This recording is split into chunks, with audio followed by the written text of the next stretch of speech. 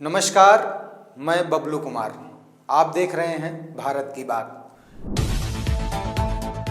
BJP ने पंकज चौधरी को अपना नया प्रदेश अध्यक्ष चुन लिया है। पार्टी संगठन ने यूपी अध्यक्ष के लिए पंकज चौधरी को प्रमुख नेता माना है। 1980 में बीजेपी के गठन के बाद यानी 45 साल के इतिहास में पंकज चौधरी बीजेपी के 16वें नेता हैं जो प्रदेश अध्यक्ष के कार्यभार की बागडोर संभालेंगे।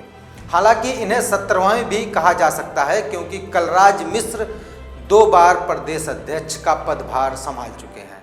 इससे पहले भूपेंद्र सिंह चौधरी 25 अगस्त 2022 से प्रदेश अध्यक्ष के रूप में कार्यरत थे। पंकज चौधरी कौन हैं, इनके राजनीतिक सफर की शुरुआत कब और कैसे हुई, पदभार के साथ साथ कौन सी जिम्मेदारी संभालनी होगी, आइए विस्तार से जानते हैं। पंकज चौधरी का जन्म 20 नवंबर 1964 को उत्तर प्रदेश के गोरखपुर में हुआ था। उन्होंने गोरखपुर विश्वविद्यालय से स्नातक की पढ़ाई पूरी की है। उनकी शादी भाग्यश्री चौधरी से हुई है जो सामाजिक कार्यों में सक्रिय रहती हैं। परिवार में एक बेटा रोहन चौधरी और एक बेटी श्रुति है। पंकज चौधरी एक वरिष्ठ भारतीय राजनेता हैं जो भारतीय जनता पार्टी से जुड़े हैं। वे वर्तमान में केंद्रीय वित्त राज्य मंत्री भी हैं और उत्तर प्रदेश के महाराजगंज लोकसभा से 7 बार सांसद रह चुके हैं। पंकज चौधरी के राजनीतिक सफर की विस्तार से बात करें तो पंकज चौधरी ने अपने राजनीतिक कैरियर की शुरुआत स्थानीय स्तर पर 1989 में गोरखपुर नगर निगम के पार्षद के रूप में की थी और 1990-91 में उप महापौर भी रहे हैं। महाराजगंज जिला जब गोरखपुर से अलग होकर नया जिला के रूप में तैयार हुआ तो पंकज चौधरी ने महाराजगंज में अपना राजनीतिक कदम टिका लिया। इसके बाद वे लगातार महाराजगंज से सांसद चुने गए। पंकज चौधरी महाराजगंज लोकसभा सीट से अब तक 7 बार यानी कि 1991 में, 96 में, 98 में, फिर 2004, 2014, 2019 और 2024 में सांसद बन लोकसभा पहुंचकर अपनी पहचान बनाए रखी।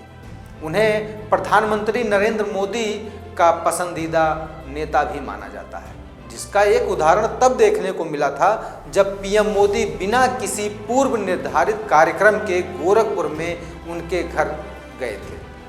यह उनकी राजनीतिक पकड़ और जनाधार को दर्शाता है। उन्हें शूटिंग, बैडमिंटन और कैरम जैसे खेलों में भी रुचि है। वह महाराजगंज जिला बैडमिंटन एसोसिएशन के प्रेसिडेंट भी रह चुके हैं और राष्ट्रीय राइफल एसोसिएशन के आजीवन सदस्य भी हैं।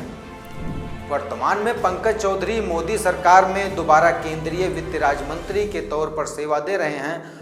पंकज चौधरी ओबीसी वर्ग के कुर्मी समुदाय से आते हैं जो उत्तर प्रदेश की सामाजिक राजनीति में ओबीसी वर्ग में पंकज चौधरी की मजबूत पकड़ होने से महत्वपूर्ण वोट बैंक भी माना जाता है।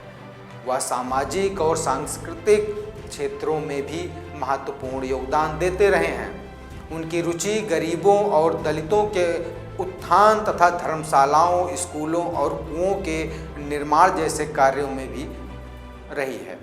नए नवेले प्रदेश अध्यक्ष पंकज चौधरी की छवि साफ सुथरी और कम विवादित नेता के रूप में मानी जाती है, जो उनकी विश्वसनीयता का एक कारण भी है। यदि प्रदेश अध्यक्ष की कुर्सी की दौड़ की बात की जाए तो बीएल वर्मा, साध्वी निरंजन, ज्योति और बस्ती से पूर्व सांसद हरीश द्विवेदी जैसे नामों के भी प्रदेश अध्यक्ष की कुर्सी की दौड़ में आगे होने के कयास लगाए जा रहे थे, लेकिन पार्टी नेतृत्व ने ओबीसी संतुलन और आगामी 2027 विधानसभा चुनाव की रणनीति के आधार पर पंकज चौधरी पर भरोसा जताया है, जिससे पंकज चौधरी को प्रदेश अध्यक्ष की कुर्सी पर बिठा दिया गया है। अब एक ही जिले गोरखपुर से पूरे प्रदेश की बागडोर चलेगी। सूबे के मुख्यमंत्री योगी आदित्यनाथ व प्रदेश अध्यक्ष पंकज चौधरी के हाथ में है कमान, जो दोनों लोग गोरखपुर जिले से बिलोंग करते हैं। खासकर 2024 लोकसभा चुनाव के परिणामों और 2027 के विधानसभा चुनाव को देखते हुए पंकज चौधरी को प्रदेश की जिम्मेदारी तो दे दी गई है, लेकिन अब उत्तर प्रदेश में मुख्य चुनौतियों और लक्ष्य को समझना होगा।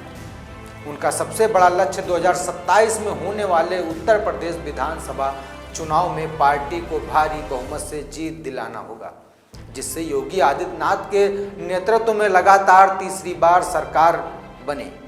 ओबीसी गैर यादव वोट बैंक को मजबूत करना होगा, क्योंकि पंकज चौधरी स्वयं कुर्मी समुदाय से आते हैं, जो गैर यादव ओबीसी वर्ग का एक प्रमुख हिस्सा है।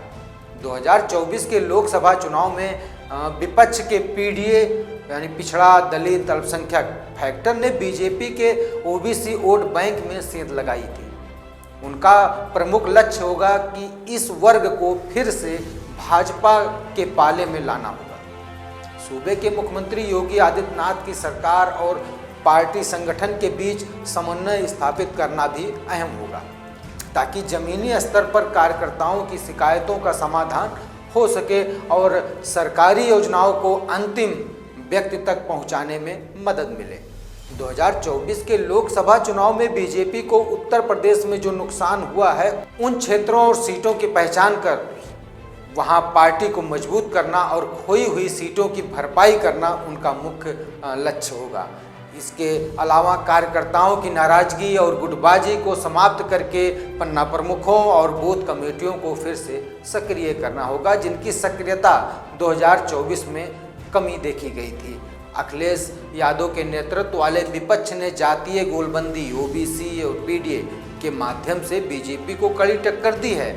इस चुनौती का सामना करने के लिए एक मजबूत और प्रभावी सामाजिक समीकरण वाली राजनीति बनाने पर जोर देना होगा। स्थानीय स्तर पर सांसद, विधायक या संगठन में और पार्टी कार्यकर्ताओं के बीच तालमेल की कमी और गुटबाजी की खबरों पर अंकुश लगाना एक बड़ी चुनौती होगी, क्योंकि इससे पार्टी को नुकसान हो सकता है।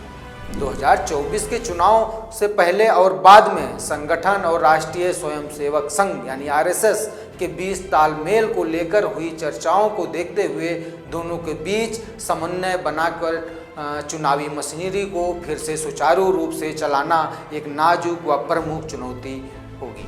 कुछ रिपोर्टों में शहरी सीटों पर परंपरागत रूप से मजबूत माने जाने वाले शहरी वोटरों के पलायन को भी एक चुनौती मानते हुए इन मतदाताओं को जोड़े रखना और उनकी समस्याओं का समाधान करना आवश्यक होगा।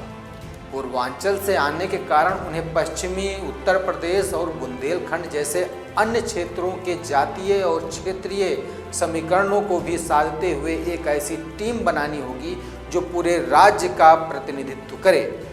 पंकज चौधरी इन दायित्वों को कैसे और कितना निर्वहन करेंगे, ये तो आने वाला समय ही तय करेगा। मिलते हैं किसी अन्य राजनीतिक या भ्रष्टाचार की कहानी के साथ। देखते रहिए भारत की बात। नमस्कार।